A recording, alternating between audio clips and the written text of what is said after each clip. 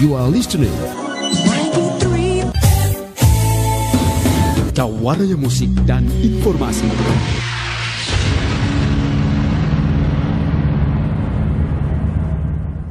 Banten Jawaranya Musik dan Informasi. Anda masih bersama kami di pagi dini hari ini spesial malam minggu. Dan malam ini atau pagi dini hari ini kita berbicara tentang menembus dunia misteri. Baik sahabat Jawara, sekarang memang sudah era milenium, semua serba canggih, semua komputerisasi, tetapi ternyata hal-hal yang bersifat mistis masih menjadi salah satu hal yang menarik untuk diperbincangkan. Bahkan hal yang bersifat tidak mungkin menjadi mungkin sehingga orang menjadi yakin. Pertanyaan kita adalah, masihkah relevan atau masih bisa bahwa dunia misteri yang mungkin hanya cerita dulu pada saat zaman zaman belum canggih begitu, sampai kemudian tadi saya sudah mengatakan intelektualitas dengan dengan hal misteri, ya, mistis, dengan mistis, ya. Apakah itu ada hubungannya? Ya, gimana Mas Agus? Ada nggak Mas Agus? Ini memang menurut saya ini bagian dari kebutuhan manusia ya. Kebutuhan yang apa ini? Spiritual. Kebutuhan spiritual ya. Tapi kemudian ada sisi lain. Mereka tidak hanya kebutuhan spiritual, tapi juga kebutuhan supranatural. Sepintas sama, tapi sebenarnya berbeda. Jadi biasanya ketika seseorang membutuhkan sesuatu, kebutuhan yang terkait dengan spiritual, mungkin mereka melakukannya melalui jalur agama. Yeah. Mengikuti pengajian, mendengarkan ceramah gitu. Tetapi ada juga yang mereka mencoba melalui jalan supranatural, kebutuhan supranaturalnya. Biasanya ketika mereka memilih jalan ini, selain memang mereka kemungkinan katakanlah udah mentok di sisi spiritual, mereka mencoba. Biasanya atas keterdesakan sesuatu masalah, entah ekonomi atau problem. Nah, sementara kita tahu bahwa kebutuhan-kebutuhan manusia itu tidak melulu orang biasa, tapi juga orang intelektual. Itulah sebabnya ada orang katakanlah dari kalangan yang akademis, profesor, ya bahkan profesor, tapi kemudian masih memilih jalur-jalur ini. Yang seperti itu. Iya, birokrat, politisi, apalagi seperti kemarin misalnya pada saat pencalekan kayak gitu. Itu boleh dibilang sisi supranatural itu ramai pesat itu. Baik itu laris manis ya Mas Agus ya. Baik itu dengan melakukan misalnya menemui seseorang yang memiliki kemampuan itu, katakanlah semacam paranormal, atau juga ke tempat-tempat yang dianggap keramat. Nah, kebutuhan-kebutuhan supranatural ini itu sangat relevan dan masih akan terus berjalan. Bahkan di masyarakat modern pun sebenarnya ini ada. Hanya mereka lebih melihatnya sebagai sebuah katakanlah bukan sebuah kebutuhan yang prinsipil banget, hanya bagian-bagian aja. Bahkan terkadang dijadikan semacam kajian pengetahuan aja kayak gitu ya. Dari pengalaman yang pernah Anda temui Mas Agus kaitannya dengan mungkin tadi kemarin 2004 beberapa bulan yang lalu ya, ketika pencalekan dan lain sebagainya. Sebenarnya prosentase atau keyakinan orang untuk hal-hal seperti itu masih sangat tinggi atau sekarang sudah mulai berkurang Mas Agus? Kalau menurut saya, apalagi dalam momen-momen semacam kayak kemarin pencalekan itu sangat tinggi. Hanya mereka melakukan bentuk dengan cara yang berbeda, misalkan melalui sisi spiritual. Mereka misalnya mendatangi suatu tempat untuk meminta doa, misalnya dari sebuah jamaah pengajian atau apa. Itu sebenarnya sama ya. Iya, orang-orang itu ya mungkin dengan sedikit bantuan atau apa, kemudian memohon mereka untuk mendoakan orang ini untuk bisa terpilih kayak gitu, baik itu di DPR atau DPRD. Nah, itu dari sisi religi mungkin ya. Sisi religi begitu. Tapi orang tadi tidak terlibat langsung. Tidak terlibat langsung ya, meminta.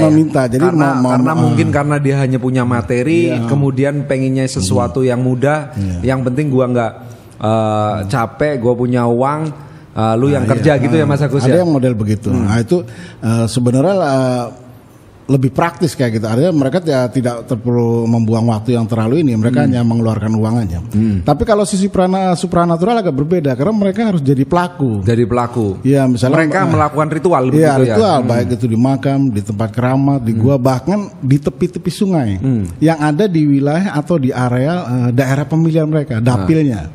Nah, mereka melakukan di situ, dianggap misalnya di satu titik di lokasi dapilnya itu ada sesuatu yang dianggap keramat. Nah, mereka meratur dan itu tidak bisa diwakili. Harus dia sendiri. Harus dia sendiri. Nah, itu yang unik di situ karena kita melihat bahwa orang-orang ini itu terkadang dari sisi intelektual itu udah ini, ya katakanlah entah dia berprofesi sebagai apa gitu, akademisi atau apa, kemudian juga secara ekonomi pun maju, tapi mereka mau melakukan itu. Mau melakukan itu ya. Ya, melakukan ritual gitu. Ya, itu saya bilang bahwa ada kebutuhan supranatural untuk menunjang sesuatu yang dia inginkan. Dan karena itu membutuhkan waktu yang ini mendesak. Biasanya dia tidak melakukan itu hanya dalam beberapa bulan sebelum ini aja pemilihan itu. Artinya dia lebih memilih sesuatu yang simple, yang praktis dan diyakini bisa menghasilkan begitu ya Mas Agus. Ada yang begitu. Nah, oke. Baik sahabat Jawara, silakan untuk Anda yang ingin bertanya, SMS boleh, telepon juga boleh, nomornya di 0821 1225 6777. Atau Anda lebih senang mendengarkan saja juga tidak masalah. Baik, tadi kita berbicara tentang sisi intelektualitas dengan mistis. Artinya ketika orang melakukan hal seperti itu sama saja ketidakpercayaan atau tidak yakin dengan kemampuan diri sendiri sehingga mereka tetap melakukan hal yang seperti itu. Pertanyaan kita adalah, apakah setiap orang punya kebutuhan supranatural atau hanya orang-orang tertentu saja Mas Agus? Ya mungkin ada yang memilih jalan supranatural ya, tapi saya pikir ada bagian orang yang memang menyukai pilihan itu, tapi ada juga yang tidak. Ketika mereka katakanlah mengalami sebuah masalah, apapun profesi orang itu atau tingkat intelektualnya, kemudian memilih jalan spiritual, misalnya mungkin dengan sholat malam atau tahajud atau segala macam atau berdoa, ada yang memilih gitu. Ada. Tapi ada juga yang memilih jalan supranatural, misalkan mendatangi suatu tempat, katakanlah mereka berziarah. Benar, berziarah itu benar. Tapi kemudian ketika dia berziarah itu berdoa, dia memohon sesuatu. Nah inilah yang kadang-kadang batasannya tipis. Berdoa apa di makam atau apa itu mungkin benar dan boleh kayak gitu.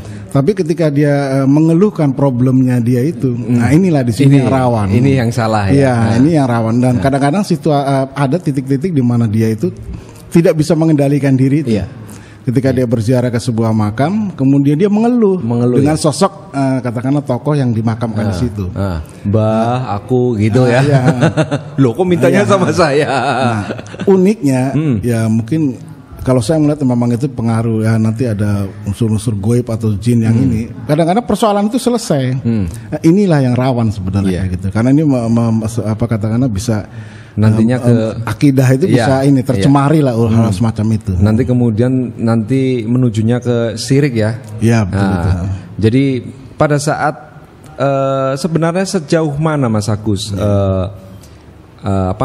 ketika kita melakukan sesuatu ritual, katakanlah kita menempuh jalan supranatural dengan kemudian kita melakukan ritual dan lain sebagainya dengan prasyarat dan lain sebagainya, dia atau Anda pernah tidak ada orang yang kemudian ini gara-gara saya ini kayak gini melakukan ritual ini kok memang ada hasilnya gitu. Pernah mendengar seperti sering sekali menemui. Bahkan saya mengamati, itulah sebabnya ada beberapa tempat yang katakanlah dianggap sebagai membawa keberuntungan, semacam tempat-tempat pesugihan kayak gitu. Saya juga pernah meliput hal semacam itu. Mereka pun mengalami. Ada sebuah cerita waktu itu seorang non-muslim dari Jakarta yang berkunjung ke makam Sunan Gunung Jati di Cirebon. Saya waktu itu agak terkejut. Pertama dia non-muslim, mengunjungi berziarah di makam sosok muslim, seorang wali gitu. Kemudian saya bertanya, apa yang membuat dia datang ke situ? Dia mengatakan bahwa saya mengunjungi tokoh ini, saya Sunan Gunung Jati itu karena saya beranggapan bahwa saya yakin bahwa orang ini adalah orang baik gitu. Jadi saya kesini ingin berziarah ke sosok orang yang baik, dia bilang itu dong. Hanya sisi itunya. Ya, hanya situ dia melihat itu aja. Dan ya entah kebetulan atau tidak, usaha dia maju. Usahanya dia maju. Iya, usaha itu kebetulan usaha di Jakarta itu tokonya tuh maju. Nah, karena majunya itu membuat dia akhirnya sering dia berziarah ke sana. Dia hanya datang sebentar ke ininya, ke makamnya berdoa entah apa doanya. Nah, kemudian dia dengan bahasa dia gitu ya. Dengan ini keyakinan dia. Dengan keyakinan dia. Kemudian duduk di warung atau apa, disitulah saya berbicara. Jadi ketika orang ini mempunyai keyakinan semacam itu, ternyata bisa mendatangkan sesuatu yang membuat dia itu menguntungkan secara ekonomis itu juga suatu yang unik kayak gitu. Karena dia seorang non muslim berziarah ke makam sosok wali. Itu pun bisa menghasilkan semacam itu. Artinya bahwa sebenarnya kalau kita berbicara doa ataupun siapa saja, Tuhan akan mengabulkan doa manusia siapapun dia kan kayak gitu kan. Tapi kalau kita berbicara tentang keyakinan atau berbicara tentang sugesti, sebenarnya orang itu sebenarnya punya sugesti tersendiri loh Mas Agus ya. Ya memang saya mengkajinya memang kalau dari sisi keyakinan itu bisa jadi bahwa orang itu harus mensugesti dirinya. Artinya begini, ketika dia berangkat ke Cirebon, ketika dia mengalami problem di tempat usahanya itu, dia menenangkan pikiran di sana. Dia memang suasananya memang ini ya nyaman, tenang yang namanya sebuah areal makam semacam itu. Pada saat itulah mungkin dia mendapatkan semacam satu kekusuan ketika berdoa itu. Entah apa doanya atau cara dia, tapi ketika dia mengalami kekusuan itu, Tuhan mengabulkan doanya. Nah, persoalannya adalah kalau misalkan dia meminta kepada sosok orang yang dimakamkan, itu yang kalau menurut dalam agama Islam itu dilarang kan kayak gitu. Tapi kita juga tidak tahu apakah orang Islam yang kebetulan berziarah ke sana melakukan itu. Iya. Gitu itu yang masalahnya. Oke. Baik, sahabat Jawara, nanti kita akan lanjutkan. Kita break dulu sebentar dan tentunya kita masih tetap berlanjut. Masih kuat ya Mas Agus ya? Ya, mudah-mudahan ini masih kuat ini, ya. Sampai dengan kita batasi sampai dengan jam 2 saja ya. Jadi masih ada waktu 1 jam ke depan. Silakan, saya masih tunggu SMS dan juga telepon Anda di nomor 0821 1225 6777.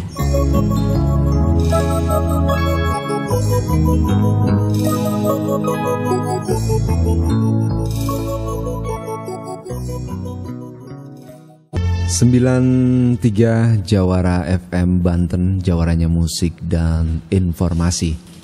Pukul 1:12 waktu Indonesia Barat. Selamat pagi untuk Anda yang baru saja bergabung di pagi dini hari ini. Kita masih berbicara tentang dunia mistis, dunia supranatural, dunia alam gaib, dunia yang tidak bisa kita jelaskan secara rasional, tetapi yang jelas malam hari ini kita akan bahas secara secara apa Mas Agus? secara membahas situasi alam gaib. Fenomena. Banyak sekali fenomena yang terjadi di sekeliling kita. Anda bisa pertanyakan itu melalui telepon ataupun SMS di nomor yang sama 0821 1225 6777. Ini ada ada pendengar yang sudah SMS ini Mas Agus. Dari 082 31043 Jawara FM. Assalamualaikum Pak Agus. Waalaikumsalam. Saya Papa Elsa dari Majasari Jawilan. Yang saya tanyakan, bagaimana hukumnya kalau kita suka ziarah-ziarah ke keramat-keramat atau kuburan, termasuk orang musyrik atau gimana? Terima kasih. Ini kapasitas juga akhirnya jadi ustadz juga nih. Gimana Mas Agus kalau melihat dari pertanyaan ini?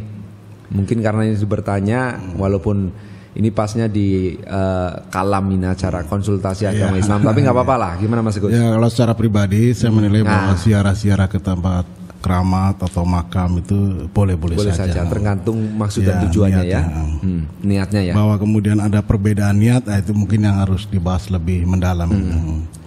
Kalau kemudian kita ziarah kemudian kepada orang yang memang kita anggap itu adalah orang yang kita hormati. Seperti tadi Mas Agus mengatakan ketika kita ziarah ke Sunan Gunung Jati, atau mungkin kalau di sini adalah mungkin tokoh yang dituakan di sini.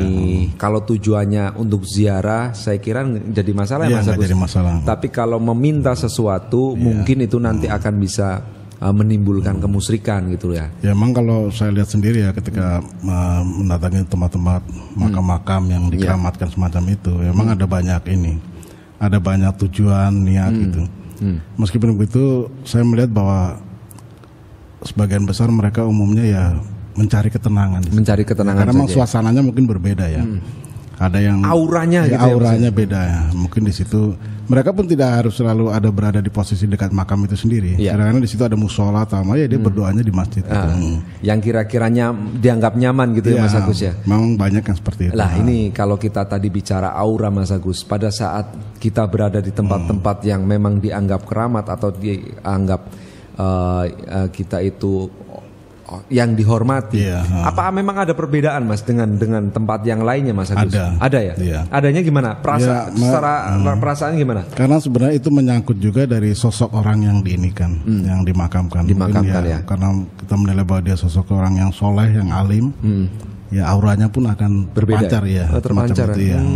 Beda mungkin ketika kita mendatangi sosok makam, misalkan ya tokohnya yang katakanlah sebelumnya yang kurang baik ya gitu. Ya itu akan menampakkan aura yang berbeda juga. Oke, dari pengalaman investigasi Anda pada saat ke tempat, tentunya Mas Agus kan sering menulis ke tempat-tempat seperti itu, seperti tadi pengalaman secara pribadi ketika Anda berada di Sunan Gunung Jati. Berarti kan pernah mengunjungi tempat-tempat yang lain, ya kan? Tempat yang mungkin kalau bicara Sunan Gunung Jati adalah tempat yang memang untuk orang baik. Mungkin pernah juga mengunjungi tempat yang orang, ya mungkin bukan orang tidak baik, tapi dalam segi keilmuan berbeda. Kalau menurut Anda, dari kunjungan yang pernah Anda lakukan, paling punya aura yang luar biasa kemana Mas Agus? Beberapa tempat yang saya pernah kunjungi, tapi mungkin saya nggak bisa sebutkan atau jadi mereka dikenal sebagai misalkan dulunya pejuang atau katakanlah seorang pendekar kayak gitu. Dan ketika ada orang yang berziarah ke sana pun tujuannya nggak jauh-jauh dari semacam itu. Misalkan orang untuk tujuan keilmuan semacam kedikjayaan atau apa, ya memang sesuai dengan sosok orang yang dimakam itu. Artinya keilmuan yang dimiliki dari sosok orang yang dimakamkan itu memang memiliki ilmu semacam itu. Nah, ketika dia berziarah ke sana kemudian katakanlah tirakat gitu, entah sampai berapa lama, mereka seolah ingin mewarisi keilmuan semacam itu, kayak gitu. Dan ada di antara mereka yang memang mendapatkan keilmuan semacam itu, ada juga yang tidak. Ya mungkin kita sering dengar ya katakanlah seorang kriminal misalnya, mereka akan mengunjungi hal semacam itu, sosok-sosok orang yang diyakini memiliki kemampuan seperti itu ya. Umpamanya ada orang sakti sekali, dia itu bisa jadi belut umpamanya gitu ya. Atau misalnya dulu orang ini tokoh ini dulunya dikenal misalnya katakanlah kebal senjata. Orang yang berziarah yang memiliki tujuan keilmuan semacam itu biasanya akan mendatangi tempat semacam itu. Ya kayak gitu ya, tergantung tujuannya ya Mas. Tergantung tujuannya. Nah itu biasanya kadang-kadang meskipun tujuan orang itu bukan berarti bahwa orang itu akan berbuat jahat, tidak. Bisa jadi dia ingin misalkan untuk keselamatan diri, untuk jaga diri semacam itu. Iya, mungkin seperti itu ya. Tidak semuanya bahwa ketika kemudian kita mengunjungi tempat-tempat yang dianggap keramat itu selalu bersifat negatif ya Mas Agus. Tetapi ada sisi-sisi positif yang memang mereka yakini atau mereka kunjungi itu, bahwa saya ketika mengunjungi ke tempat ini nanti harapan saya adalah saya akan mendapatkan ketenangan, saya akan mendapatkan kedamaian, dan saya akan mendapatkan perlindungan dalam tanda kutip untuk diri kita sendiri, keluarga, dan juga usaha yang mungkin dimiliki, begitu ya Mas Agus ya. Oke, baik sahabat Jawara, sekali lagi saya undang Anda, barangkali mungkin Anda pagi hari ini belum tertidur ya, silakan. Ini berikutnya ada SMS yang masuk ini. Ini Mas Agus, ini pertanyaan ini. Ya, ini gimana? kaitannya ada sisi mistisnya ini. 08999825 Jawara FM. Selamat malam, ini Aceng Ali. Aceng Ali mau ziarah tapi ada yang ganggu aja. Itu. Gimana Mas Agus? Kalau menurut Anda, kalau ziarah tapi kayaknya ada perasaan yang ganggu gitu. Ya, kendala semacam itu sebenarnya hal yang lumrah aja. Itu apa itu? Ya, itu bisa ada sebuah, katakanlah kalau dari sisi mistis bahwa ada sebuah kekuatan gaib yang mencegah gitu. Tapi bisa juga memang karena ketakutan diri sendiri yang membuat dia semacam itu. Nah, biasanya solusinya itu minta teman. Minta teman ya. Ada orang lain atau apa atau kerabat yang minta teman itu ke sana. Sehingga ketika memang kita tujuan ziarah itu adalah baik, itu ya jangan sampai terhambat kayak gitu. Berarti sebenarnya ada juga Mas yang mengganggu itu Mas? Ada ya? Kemungkinan untuk ada mengganggu itu bisa. Bisa ya? Iya, bisa ada. Dan itu gaib Mas ya? Ya. Itu masih si gaib. Oke, kita angkat, ada yang mau ikutan. Halo, selamat pagi Jawara FM. Selamat pagi. Iya, Jawara FM. Jawara Musik dan Informasi. Dari siapa ini? Dari Den Bagus, Mas. Oh, dari Den Bagus. Ini yang punya Sunan Gunung Jati ini itu Mas. Enggak juga, Pak. Oke. Oh, Den Bagus di mana ini? Di Bukit Gading. Oh, di Bukit Gading. Lagi di rumah apa lagi dinas nih? Lagi ronda. Lagi ronda. Kok malah curhat? Oke, bagus, silakan barangkali mau tanya sama Mas Agus. Tadi dengerin ini. Nah, iya. Silakan. Silakan Dan Bagus, kalau mau tanya sama Mas Agus mungkin Anda pernah menemukan hal-hal yang gaib atau Anda punya pertanyaan yang masih mengganjal di hati Anda. Kemarin pada saat main ke studio kayaknya Mas Abi kayaknya di sini ini tempatnya ada aura yang berbeda gitu. Maksudnya gimana nih? Ya, itu. Silakan sama Mas Agus langsung.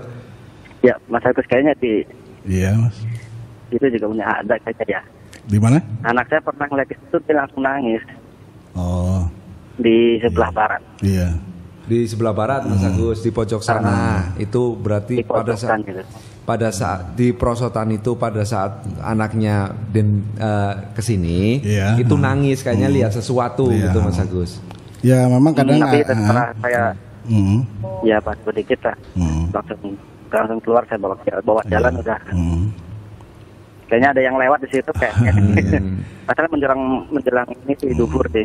Menjelang duhur. Ya, memang ada anak-anak katakanlah usia anak-anak itu yang memiliki kemampuan melihat gaib yang dibilang indigo itu. Tapi tidak selalu bahwa kegaiban yang dilihat itu mengganggu dia atau membahayakan dia. Sehingga terkadang ada anak yang ketika dia udah terbiasa melihat itu dia tidak menjadi sebuah masalah. Karena pada dasarnya kegaiban itu katakanlah sosok-sosok gaib itu bisa ada di mana-mana. Yang kebetulan dia memperlihatkan diri kepada anak tadi yang kemudian dia melihat. Tapi itu tidak berarti bahwa gaib itu mengganggu. Dia hanya kebetulan menampakkan diri yang dilihat oleh si anak itu. Iya. Kayak gitu. Ya, biasanya disingkirkan aja, misalnya ya anak itu kita inikan aja kayak gitu. Tapi kayaknya nggak membahayakan Mas Agus. Tidak selalu bahwa gaib-gaib semacam itu membahayakan kayak gitu.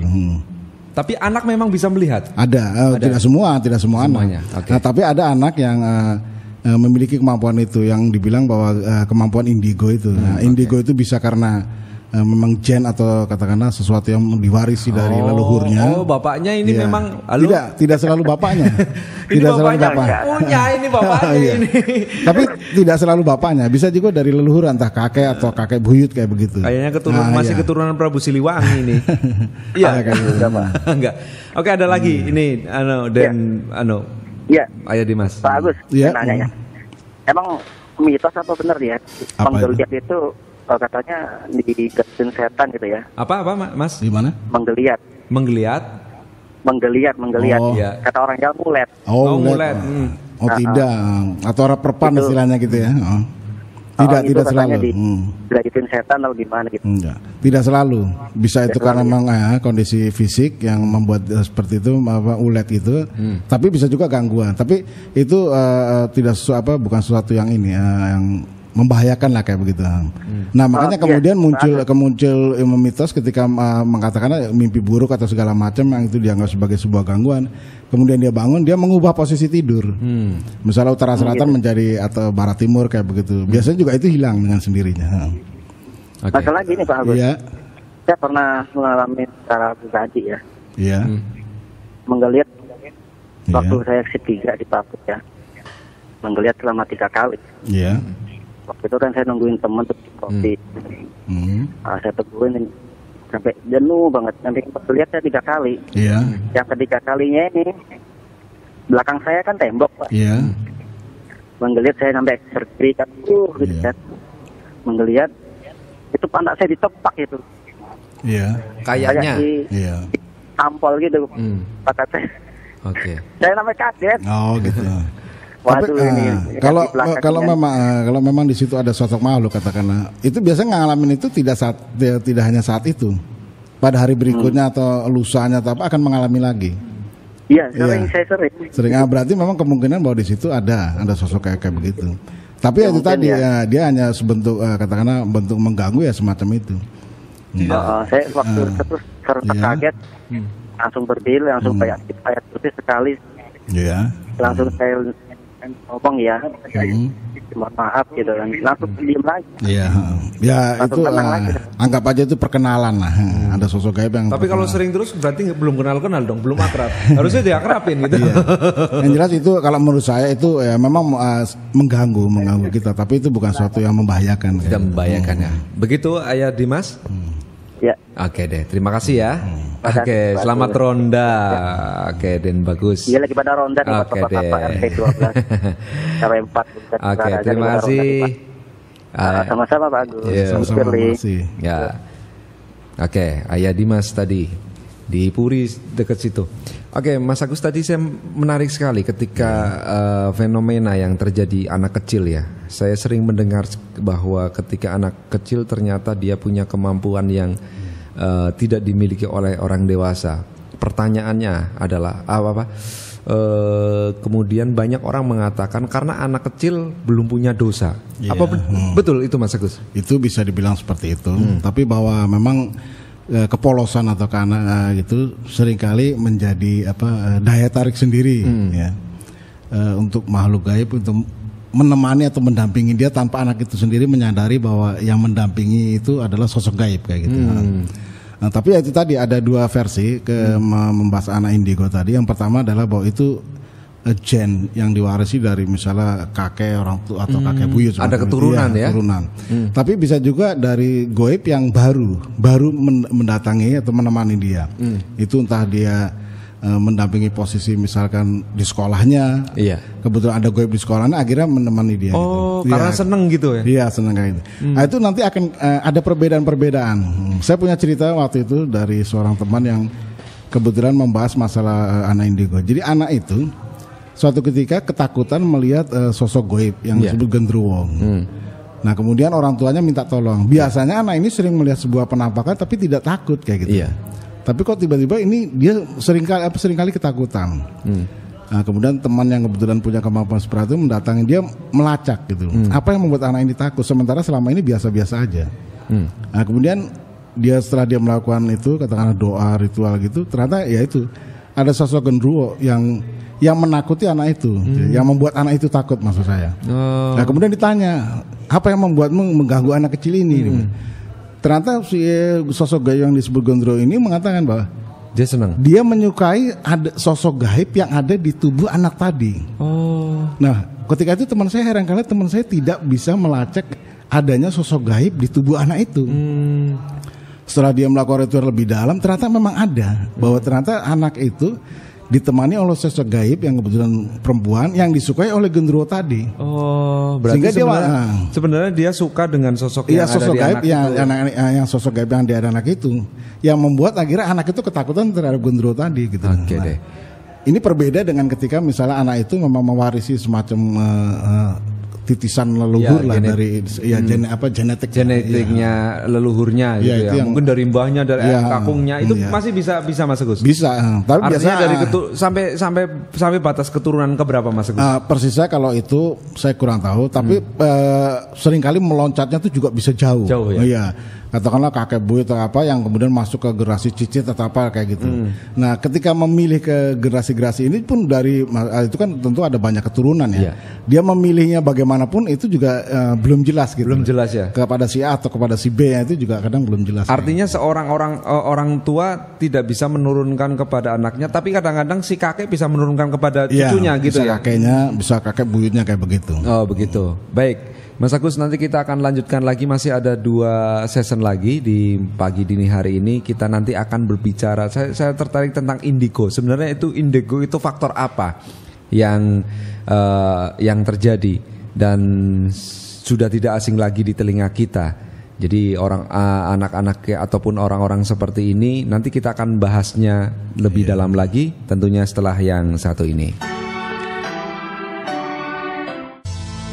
93 Jawara FM Banten, jawaranya musik dan informasi. Selamat pagi untuk sahabat Jawara semuanya. Di kesempatan pagi hari ini kita masuki season yang terakhir. Tadi saya sudah mengatakan saya tertarik sekali dengan tadi masalah indigo.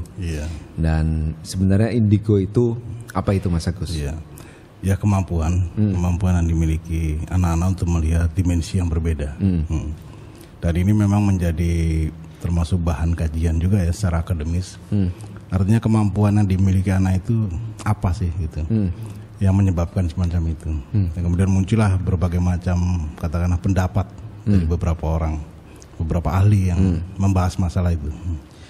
Kalau dari sisi supranatural sendiri apa Mas? Ya pertama adalah bahwa kemampuan itu memang genetik, faktor genetik yang semacam kecerdasan. Jadi artinya seseorang, katakanlah seorang ayah atau seorang kakek yang cerdas yang kemudian menurunkan genetik itu ke generasi berikutnya. Itu juga terjadi ketika katakanlah leluhurnya entah orang tua atau kakek atau leluhur itu yang menekuni dunia mistis, dunia supranatural itu. Nah, kemampuan itu kemudian menitis ke generasi berikutnya. Itu dari sisi katakanlah secara genetis tadi. Kemudian juga muncul pendapat bahwa itu baru. Artinya dia tidak punya keturunan leluhur ke atas itu yang menekuni dunia mistik.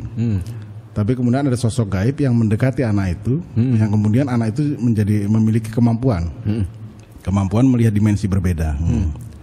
Tapi juga ada pendapat mengatakan bahwa itu pengaruh gaib dari milik leluhurnya.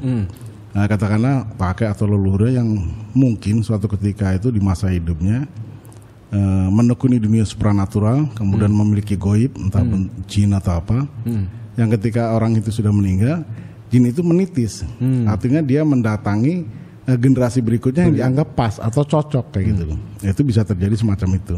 Apa di situ ada kesepakatan awalnya atau gimana itu Mas Agus?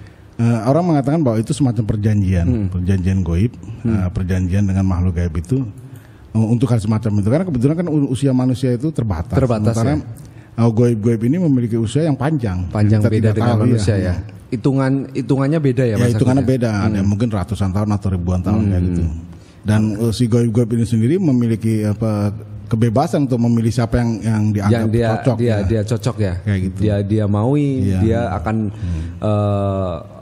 berada di orang tersebut gitu ya. Ada batasan tidak Mas Agus berapa lama untuk kemudian dia itu berada di untuk menjadi indigo itu? Biasanya ada batasan pertama itu adalah ketika mungkin usia 15 atau apa, entah SMP ya, biasanya gitu. Yang kemampuan itu udah hilang kayak gitu. Tapi kemampuan itu bisa dimunculkan kembali di usia berikutnya, entah di usia 20 atau berapa itu bisa. Itu biasanya yang terkait dengan semacam tadi, ada goib-goib yang memang dimiliki leluhurnya. Sehingga kepolosan anak, orang mengatakan tuh ketika anak itu belum terlalu memikirkan dunia gitu. Masalah ekonomi atau apa, goib itu menemani. Tapi ketika anak itu udah mengerti dunia, katakanlah mungkin usia akil balik atau apa kayak gitu, Goib itu akan menyingkir kayak menyingkir gitu. Ya. Ini kayaknya sudah beda ini. Iya. Tidak bisa menerima dengan apa yang ada di dalam tubuhnya begitu ya. Itu menyingkir, kemudian anak itu akan hidup normal seperti biasa. Tapi suatu ketika dia mungkin akan rindu semacam mungkin ya itu ada dorongan-dorongan yang dia ingin menekuni dunia itu.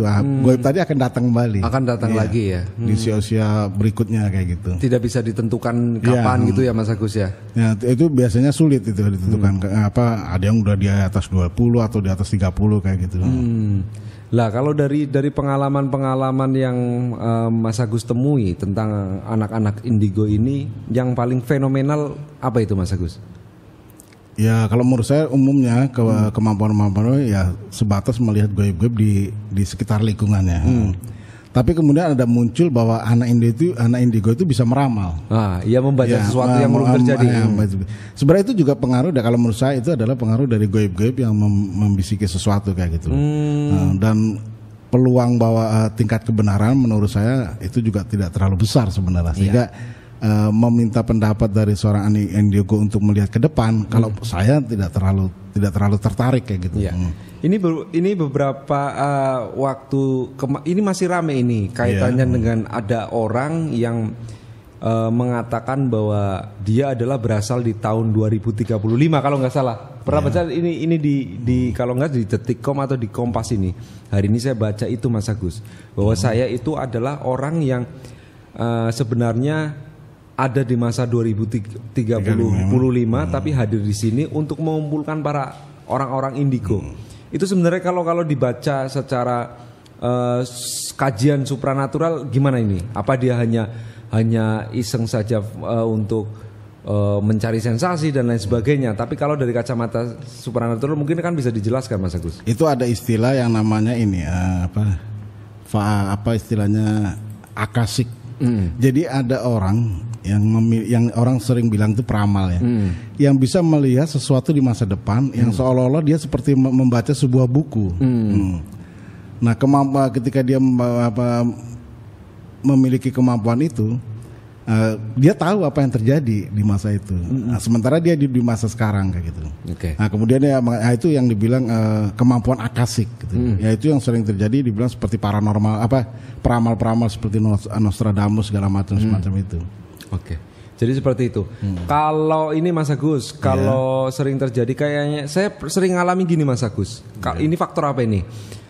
Jadi pada saat saya melakukan sesuatu, kayaknya aku pernah melakukan hal ini kayak gitu. Oh, itu ada yang mengatakan itu istilah déjà vu. Jadi berada di suatu tempat yang dia seperti udah pernah mendatangi tempat itu. Itu apa itu? Nah, itu fenomena itu juga masih menjadi kajian ilmiah. Artinya apa yang menyebabkan itu sehingga kemudian muncul bahwa pernah ada istilah reinkarnasi. Artinya dia seperti pernah hidup di masa sebelumnya.